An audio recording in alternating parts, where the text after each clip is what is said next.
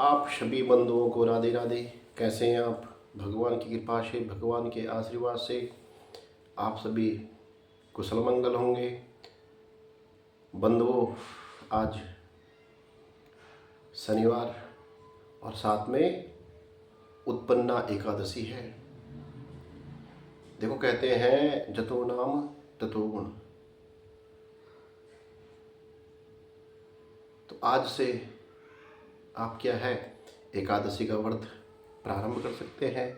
और एकादशी व्रत करने से हजारों लाखों यज्ञों का फल, दान पुण्य का फल, भगवान लक्ष्मी नारायण जी की कृपा प्राप्त होती है। तो विधि विधान से भगवान का पूजन करना है,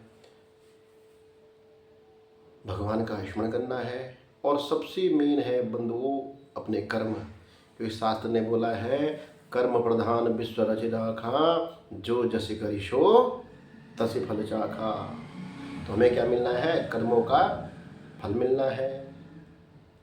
तो आप भगवान लक्ष्मी नारायण जी की मूर्ति का, भगवान बाल मुकुंद जी की मूर्ति का स्नान कर सकते हैं, अभिषेक कर सकते हैं, उनका श्रृंगार, उनका पूजन करने से अनेक प्रकार के पुण्यों की प्राप्ति होती है। और साथ में आज शनिवार भी है, शनिवार को शनिदेव की पूजा भी करें। साथ में हनुमान जी की मंगल भवन अमंगलहारी हनुमान जी की पूजा, हनुमान चालीसा का पाठ। और कलयुग में सबसे उत्तम साधन है बंधुओं, कलयुग केवल नाम आधारा, सुमरि सुमरि नर उतरहि पारा। क्योंकि कलयुग में भगवान के नाम की बड़ी महिमा है। और नाम को जपने से, नाम का जाप करने से अनेक प्रकार के पुण्यों की प्राप्ति होती है।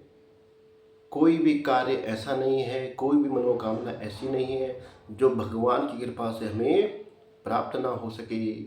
पर लेकिन बंधुओं, सबसे बड़ी समस्या क्या है? हमारा मन, हमारा स्वभाव बड़ा लोभी है। बिना लोभ के हम कोई कार्य नहीं करते हैं। इसलिए जब कथा आती है सत्यनारायण जी की, तो उसमें क्या पूछा? किम फलम किम विधानम चौ। अगर हम पूजा करेंगे, कथा करेंगे, तो उसका हमें क्या फल प्राप्त होगा? और भगवान ने स्पष्ट बोला है, निर्मल जन मन सो मोहि पावा, मोहि कपट छल छिद्र न भावा। इसलिए बंधुओं, बड़ी श्रद्धा भक्ति से भगवान का पूजन करें। एकादशी व्रत करने से समस्त व्रत करने का पुण्य प्राप्त हो जाता है। और स्वास्थ्य के लिए भी बड़ा सुगम ये साधन है। स्वास्थ्य लाभ के लिए, आयु आरोग्य के लिए क्या है? एकादशी। क्योंकि इसमें क्या है, एकादशी के दिन भोजन, अन्न ग्रहण नहीं किया जाता। दूसरे दिन अन्न ग्रहण करने का क्या है? विधान है। इसलिए क्या है, हमें स्वास्थ्य लाभ भी होता है, भगवान की कृपा भी प्राप्त होती है, भगवान का आशीर्वाद भी प्राप्त होता है, और इन कर्मों का पुण्य भी हमें प्राप्त होता है। इसलिए आप सभी से निवेदन रहेगा, श्रद्धा भक्ति से भगवान का पूजन करें, दान पुण्य करें, शुभ कर्म करें, अपने से बड़ों का और बंधुओं अपनी माता पिता की अवश्य ही सेवा करें। क्योंकि सभी पूजन, सभी व्रत, सभी कथाओं का पुण्य क्या है? माता पिता की सेवा करना, अपने सास ससुर की सेवा करना। इसलिए सबका आदर करें, सबका सम्मान करें, दान पुण्य करें। क्योंकि शास्त्र में वर्णन आता है, कर पवित्र सेवा किए, धन पवित्र दे दान, मन पवित्र हरि भजन से होत त्रिविध कल्याण। कर कहते हैं हाथों के लिए। कब पवित्र होते हैं? जब हम माता पिता बड़ों का आदर, उनकी सेवा करते हैं। धन पवित्र दे दान, और जब धन कब पवित्र होगा? जब हम दान पुण्य करेंगे। और सबसे बड़ा दान होता है अन्नदान की बड़ी महिमा है। अन्नदान से अगर कोई भूखा है, हमने कुछ खिला दिया, तो तुरंत बंद हो हमें आशीर्वचन प्रदान करता है। इसलिए अन्नदान। और मन पवित्र, देखो ये मन क्या है? बड़ा चंचल है, बड़ी तीव्र गति है इसकी। चलता रहता है, स्थिर नहीं होता, तो मन कब पवित्र होगा? हरि भजन से। तो भगवान के भजन से, भगवान के पूजन से हमारा मन पवित्र होता है। क्योंकि कलिकाल में हमारी प्रवृत्ति क्या हो गई है? दुख में सुमिरन सब करे, सुख में करे न कोई, जो सुख में सुमिरन करे, दुख काय को होय।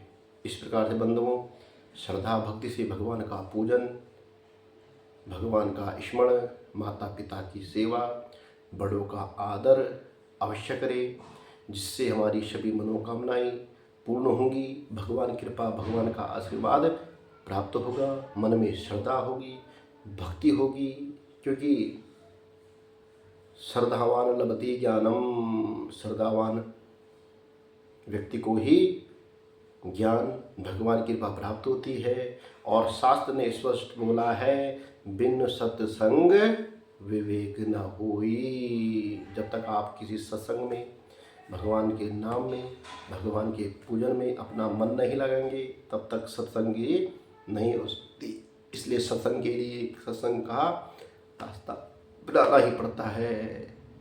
जितना आपके पास समय हो, जरूर नहीं 10 घंटे 2 घंटे, जितना समय हो, क्योंकि गृहस्थ में है, सब कुछ देखना है। इसलिए श्रद्धा भक्ति से भगवान का नाम, भगवान का पूजन अवश्य करें, सबका आदर करें। आप सभी को राधे राधे। भगवान की कृपा, भगवान का आशीर्वाद इसी प्रकार से आप सभी के ऊपर बना रही। जय श्री राधे, जय श्री राम, जय सीताराम, जय देवभूमि, जय उत्तराखंड, जय भारत माता।